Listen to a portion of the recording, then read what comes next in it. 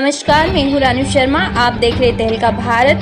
इस वक्त की बड़ी खबर आपको तहलका भारत पर बता रहे हैं, जो कि भोपाल से आ रही है।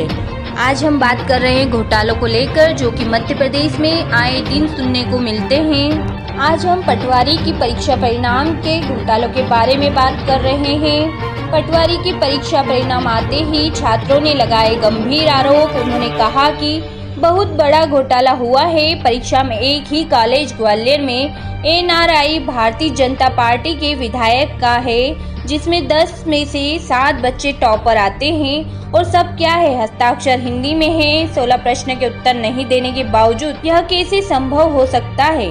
जिन पटवारी छात्रों के उत्तर पुस्तिका में उत्तर सही है, उसको डिलीट कर दिया गया। इस प्रकार की कई धांधली इस पटवारी परीक्षा में हुई है।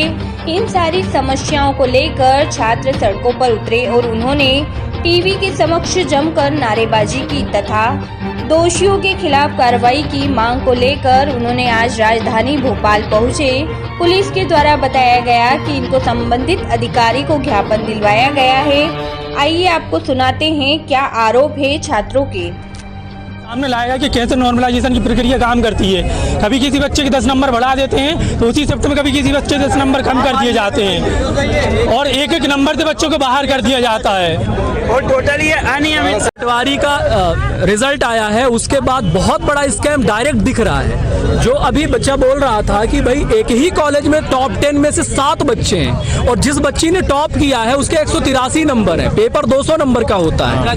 17 क्वेश्चन डिलीट होने के बावजूद भी 183.36 अंक है उसके, यानी कि आउट ऑफ से भी ज्यादा अंक आ रहे हैं। और 7 एक ही कॉलेज से 7 टॉपर निकल करके आ रहे हैं। हम लोगों को ऑब्जेक्शन टॉपर से नहीं है, लेकिन यहाँ जो इंडिकेशन जाता है, एक ही कॉलेज में 1000 लोगों का सिलेक्शन कैसे हो सकता है? कुल 7000 8000 भर्तियां ही है। तो यहाँ से कहीं ना कहीं नहीं, एकदम स्पष्ट रूप से निश्चित है।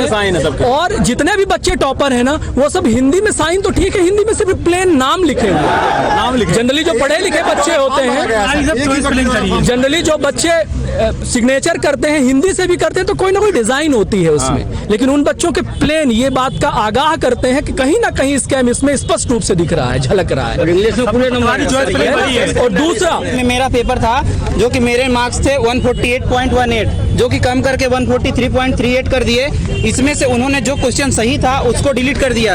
ये क्वेश्चन डिलीट कर दिया जो कि सही था, और ये 2 क्वेश्चन गलत है जिनको डिलीट नहीं किया। साफ साफ समझ आ रहा है कि कॉपीराइट, सद्भावना और पेटेंट ये अमूर्त पूंजी होती है, लेकिन उन्होंने मूर्त पूंजी माना, इसको डिलीट नहीं किया है। और ये जो क्वेश्चन है कि ट्रांसलेशन का एरर है, इंग्लिश में कुछ है, हिंदी में कुछ है।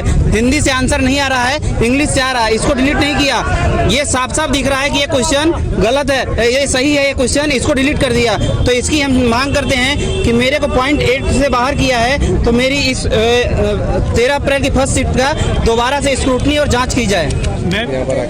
ये पटवारी भर्ती जो हाल ही में हुई है, उससे चयन संबंधी कुछ छात्र हैं जिनकी आपत्तियां थी, इसके संबंध में प्रदर्शन कर रहे थे और यहाँ आए थे, जिनके द्वारा संबंधित अधिकारी को ज्ञापन दिलवाया गया और इनको समझाइश दी गई। तो ये यहाँ से रवाना हो रहे हैं।